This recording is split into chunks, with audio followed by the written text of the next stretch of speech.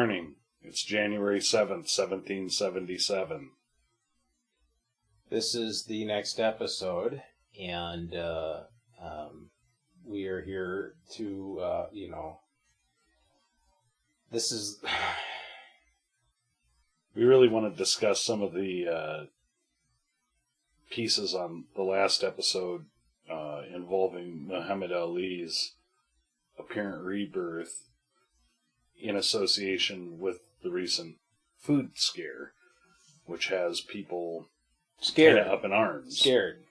There's no doubt about me fearful with this recent food scare. We've been having a lot of food out there to be scared about. Well, and the fact that Muhammad Ali has actually risen, is I know how we we talked about. And we talked last week about how he died and how that was unceremoniously, it was like a blip. Well, and it brings me to that old tale when, Ted Williams was cryogenically frozen and was kept in that lab or facility in Massachusetts, and there were reports of his severed frozen head being tossed around with cat food next to the head, and something they banged the like a hammer or a wrench on his frozen head. The great Ted Williams, he's a career 442 hitter. I mean, never going to be touched again. Yeah, and you're banging on his head with a hammer. And it starts to get into that territory. And with the cat it's the stuff, economy. You've got stuff like that. And it's unnerving. Yeah. And as a father and a good Samaritan, it makes things tougher to really go out and do your due diligence. Yeah, how do you raise a kid anymore? And, it's crazy that it's only coming to light because he's come back. He's risen again. He's risen. And I see Nike's marketing T-shirts. There's a shoe line. I believe Everlast has some commemorative boxing gloves. That are going for like $325. It's crazy. And, the family's not seeing any of that. No. That's the sad part. No.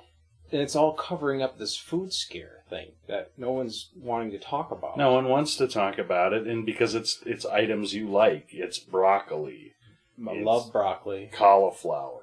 That's high on my list. It's like candy. Well, and I thought there was a guacamole plant down in Costa Rica, and they serve a huge amount of the upper Midwest, which gets into our stuff, and it becomes scary, realistic. Yeah. It's in the backyard. I eat avocado more than once a day, and I've been to Costa Rica, so it's odd, really. Well, and I don't know what the intentions are trying to cover up this food scare, but it's disheartening that I can't trust local government, and I've always had kind of a slight with the federal government. Yeah, there's a real toxic relationship there, and as taxpayers, we're being bamboozled. But so be careful out there with this new food scares. And then is it reported that Muhammad Ali he'll be on tour, right? He's doing speaking engagements? Yeah, he's walking. It's nuts. He's coming out on stage, and he's, and he comes out on stage with these new, like he's a walking billboard, and that's the other sick part. It is sick, but I do think his longtime companion pet, he had a service dog for many years. He got a letter from his doctor. Yeah, and it's the service animal I don't think is being compensated, but that is on tour as well, and you want to see it being sick. Look at that animal. It's sickly. Mange. Oh God. Truly disgusting. Welcome back.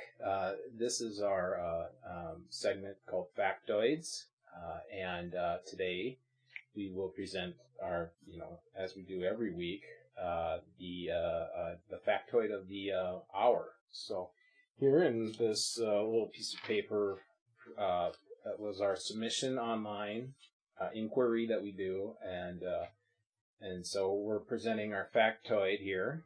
I'll have Justin do the honors.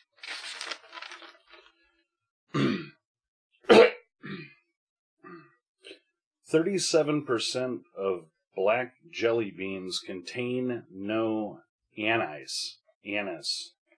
Anise. Is that how it's pronounced? Anise? Anise? Anise? I had a niece. My brother has a daughter. Yeah. I've got two. Yeah. Actually. It's, that's odd. So, the ingredient... It's pronounced anise? Anise. Maybe? It's anise. Well, it's anise to us. Which is delicious. Funny. It's delicious. It's I'm assuming in a lot of food products. Yeah. I think yeah. Anise. The other thing about...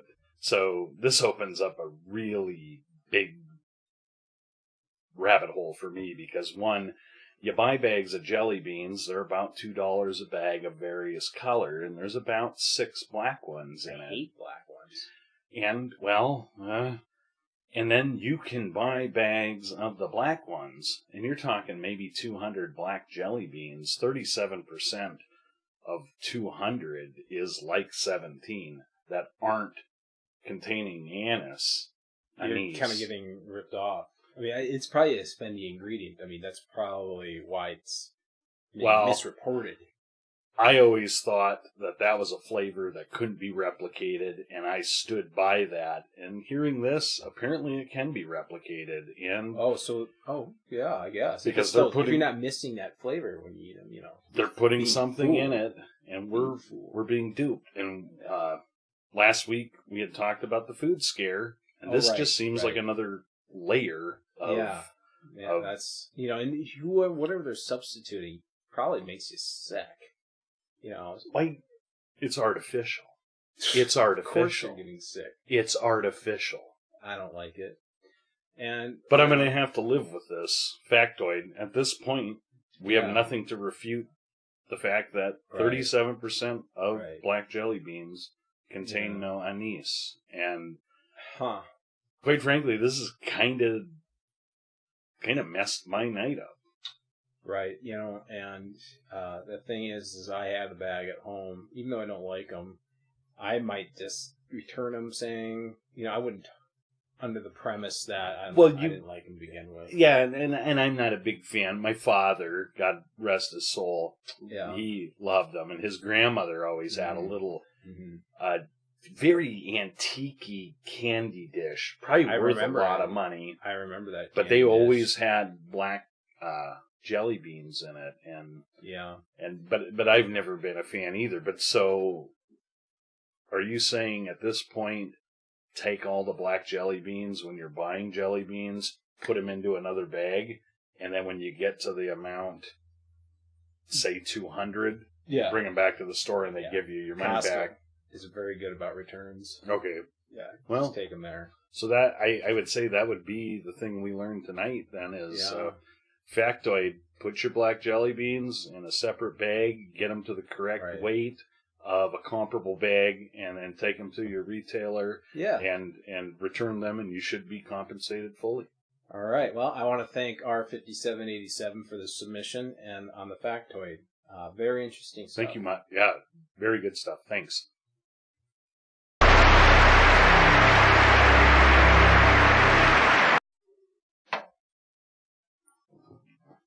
Welcome back. Hey, that was a dandy, though. it's fun once. Anyway. I apologize. That is rich, and we'll have to touch on that. Yeah, there's always time for more. Yeah, it's unlimited world. Unlimited world. Well, speaking of unlimited worlds, I was in the supermarket the other day, and there was this family, and the kind of people who get their cart. There's a bunch of them. They're all running around, young, old, and so she gets her purse out and she puts it in that little thing in the front of the cart and she starts going through it. But she's doing it in the doorway. When you're trying to get in? I'm trying. Oh yeah. I'm trying to walk in, and it seems like every fucking time I'm in a hurry. I mean, I go in, I know what I'm looking for, I know what I want, but there they are. They don't, and they're not looking around. They're not. Oh, a disrespectful family. Right. I was trying to look for like a tactful way of talking about them, and you're right, disrespectful family. There's a couple things about the supermarket that really get my goat, and one, they put all of those flyers and freebie magazines, which are very useful information for a lot of people. Yeah, they put those in the entryway, which really gums up traffic to begin with. Right. So if I can't even get in the place. I know, and then you've got this disrespectful family. Yeah. I wonder if they gumming up the works. I almost wonder. It looks rehearsed. It almost looks purposeful. Like they don't even need to be there. They don't even have anything they want. Did you say anything to this family or family member? Well, the littler one, I whispered. I just kind of got real close and I whispered, "Sayonara," and I think he got it. And so I did this little spin move, and I went through the door. Lucky for me, I didn't see him again. I was thinking about my dad again. Yeah, he's and he was.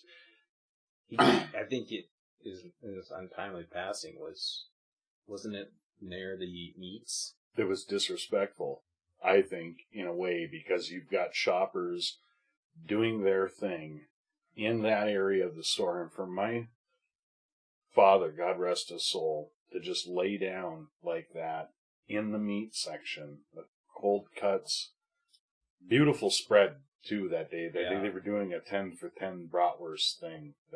And I like that there's no nitrates or nitrites in them. The Smithfield, they got it. Thankfully they took over. That's all. Well, they're not in that food scare, I don't think. Oh, of course not. No. No. Yeah, you're right. Yeah, no way. No way. And your dad, in his life, he lived it and ended it with total utter respect for them in a manner that, behooves the standards that they maintain. There was peace. Yeah, well, it's unfortunate. It wasn't expected and happened so quickly, but it was honorable. Well, he was 39 years old. I mean, that's when you get there, you're getting there. I mean, you got to kind of expect it. But I suppose you're right. And the problem with it happening the way it did is that married couple, not technically a family, maybe a disrespectful marriage, that they happen to just come upon a beautiful moment. Really, in death can be beautiful. I mean, I think we really focus on the negative of death when we really need to take a positive and beautiful approach. I think you're 100% correct there. Yeah. That'll definitely will have to be a future topic, because I think the way that we treat funerals, all the way from the lovely women at the church that serve the funeral meat sandwiches and whatnot, to the... I sometimes eat those when there isn't a funeral. That's how much I like them. Wow. Jody, who's down the street from me, she does a lot of those services, with the church, and doesn't know the families, and just is doing it out of the kindness of her heart. And she's given me that red deviled ham pate. Ooh, she's given me the recipe of Faith Baptist Hill Church. I love that pate stuff. Yes, and yes, I'm not gonna lie. I'm with you. Yeah. I'll make 4 of those, a little bit of butter and salt, and then that pate, that ham, pinkish ham, and I'll take those to work, and I'll have them. I'll have them on my 10-minute break in the morning, and then my 2 o'clock after lunch with my afternoon coffee. And no heartburn. Strange. They are prone to that. Yeah, and it's a very smooth piece. I like Jody's a lot. My dad has his own recipe for the pate, but I don't necessarily like it as much as Jody's. But the thing my dad does differently is those sweet roll buns and something King's about it. Hawaiian. Oh my! Not only my favorite state, but my favorite bread product. It's good.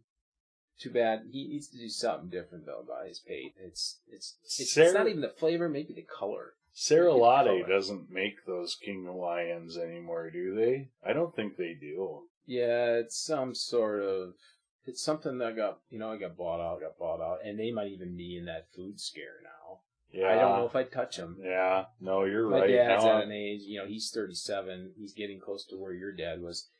I don't even mention that to him because it's his thing, and I don't want to ruin it for him. I'm starting to think you're right, and I don't think I'm. Nope. I am not touching those things. Anymore. And if I brought that stuff, I might be disrespecting my family. Yeah, you would. You would. And there's nothing more disrespectful than being disrespectful to your family. Because if we can't say anything nice about each other, who's going to say anything nice? Really? Wow. Admirable.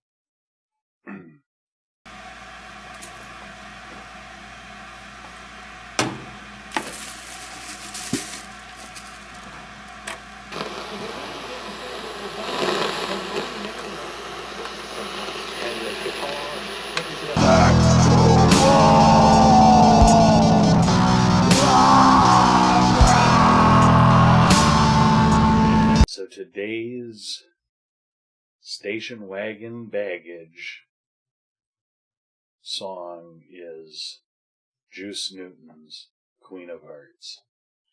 Wow, that's crazy. I was just thinking about it, talking about it. I was young when that came out, and it was on the bus. Apparently, I wasn't the only one that liked it, because the bus driver every day had it playing. She had this little mini disc, played it every day. That song, it makes me think of that country road that she would, drive on at our request, because we didn't even have a route. Our route wasn't even on any country roads. But she knew that we liked that song and that we liked country roads, and she must have liked them too secretly, but never really said anything. And we would go out in that country road, and we'd just bell her. I wish I had the lungs still. Playing with the Queen of Hearts, knowing it isn't really smart, and it isn't. No. Yeah, 1977 Volkswagen Dasher was what my mother drove when I was younger, and that was a very popular song in 1989. That played a lot. I heard it a lot. Oh yeah. And I never owned it on cassette or micro disc like you had it. Yeah. But I heard it, and that song brings me. I'm just gonna let it hit me, because hearing what we heard, cigarette smoke, real leather seats in that car, a mustiness because the car was used prior, and I just remember I can smell it. I remember laying in that back seat and the sun just cooking me. But I was so warm, and it was hot, but I was warm, and I felt I napped, and that AM crackle, the leather, Oh my. Oh my. I've never been in that car, but I just got out of it. Yeah. You and I both, my friend. You and I both. What a wonderful memories. Oh man. Back then I was pain free, and maybe it'd be good therapy if I cranked that up some more recently. Oh, for sure. I've got it on my YouTube list. I'm going to be after we're done tonight. That's this week's motto, baby. That's my jam. Yeah. Lovely though. Lovely memories.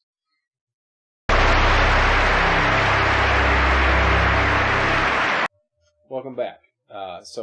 Today we're talking about thrift store prices, and so I went to the thrift store by your parents' house the other day, and I knew that your father had passed away, and probably he's a big into donating. So God I rest thought his me, soul. yeah, God rest his soul. He was a gentleman, and I was hoping to find that antique dish of your grandma's. Yeah, he had it. He had it up until the very end. Oh yeah, he had it. Yeah, but he was like that. But he was loyal to a fault sometimes. Yeah, and your grandma wasn't a very good person, so that was very it was interesting of him to be so you defend her. Well, and even though the murders, I went there to look for that dish, and I could not believe the price on it, and I was thinking I could get that dish brand new, cheaper. Yeah, I've candy in it already. I was at an establishment. I'm not going to say because we're not promoting anything per se, but I was at a retail establishment, and I saw a replica dish like that with candy in it. It was bagged. It wasn't jelly beans, though. It was lemon drops. Oh, and that I think they want and $37.99. I don't know what they had at the thrift store, but thrift store prices are through the roof. I went to go buy a pair of jeans. Everything's antique. Everything's vintage. Everything's it don't matter worth if that's something. real. Everything's worth something. If you throw that adjective on there, you're gonna sell it for way more than what it's worth. A pair of jeans for $8.80. Oh my God! I know, because you can get Rustlers at. Well, I'm not going to name the establishment, but $11.99. Yeah, new, never been worn. I like new pants over old pants if they're cheap. There was when you worked for that thrift store for a while, you would get some pretty good bargains. And I have a pair of jeans that you gave me 6-7 years ago from that thrift store. Yeah. That are, they're Levi jeans. They're expensive jeans. And yeah, you treat them right, they last. Yeah. And I mean, I think you maybe paid 50 cents for them. Yeah, that was back in the day, right? And now you go to a thrift store and $8.80 for a pair of jeans. And that's I mean, cutlery, silverware, you can usually get some books. Softcover books are about $1, which is still pretty steep. Some of those romance novels aren't worth more than 10 to 15 cents. Yeah. But they've got them up to about $1. They're worth the time, though, when you read them and sit down. Well, and for the time isn't money. Always. If you hit them on those days, you can hit them on red dot days where you get, 10 books for $1. Then it's really, it could even be lucrative if you use eBay. Right. I like eBay. I like romance novels. I like sales days. But I do not like what's going on at thrift stores because the prices. What's vintage? Everything's vintage. I can't get that word out of my mind right now because things I want and see and like always are overpriced because of that word. I saw a water-damaged Wheaties box from the '87 commemorative Minnesota Twins World Series win. I watched that game. And this Wheaties box was so water damaged and so neglected and abused, but still a beautiful piece to anyone's man cave I or hear bar. that. And Where's that? I'm interested. I looked at it, and the water damage apparently over time had even gotten, I think, into the cereal. So the cereal's inedible. Yeah, you would need that. That cereal is changed. I think they wanted $7.50. $7.50 for a box of useless cereal with a good. I mean, it was the team. Everybody's up and kind of hurrah at home plate. And they get. I don't know how they capture those moments so clearly. It's really nice. It's a really nice thing to put on a box of Wheaties, and and that game is it's such a big part of my childhood. But I think 1986 when they won, Chuck Knobloch, that was before he had the throwing stuff. But I think he was the MVP Rookie of the Year of that series. Yeah. It was an odd time for him. I think they had. I think it was a 13-game series, and I think he had 23 home runs. Which is, and we had talked about Ted Williams last week. Yeah. And he batted .499 one year. Yeah, it's crazy, isn't it? But yeah, that's a number game that isn't for me always. But I tell you, the one number that I think you and I can both agree on is the thrift store prices are through the roof. Yeah. Thank you to there's a few. Those reality shows, those two guys that go and ravage farmland. I hate to go in their house. Man. Well, they've driven the price up. They've made it impossible for us. Tariffs. They've made it impossible for us to collect old-time goodies. Little guy. And that candy dish, I assume, of my dad's, never bought. I didn't. And I had to pass up on that. But I saw this guy come in. His hands were really greasy. And he picked that son of a bitch up. And, he didn't even look in the rest of the store. He came in knowing it was there. It almost seemed like somebody employed there said, hey, the dish is here. And that guy came in. So there was an inside tip. Yeah. And I wouldn't be surprised if you see that on sale somewhere for an absorbent amount of money through the roof. Well, I think we can agree. Thrift stores in our area are overpriced, and I say save a little bit of extra money on each check and buy new, and to hell with the thrift store.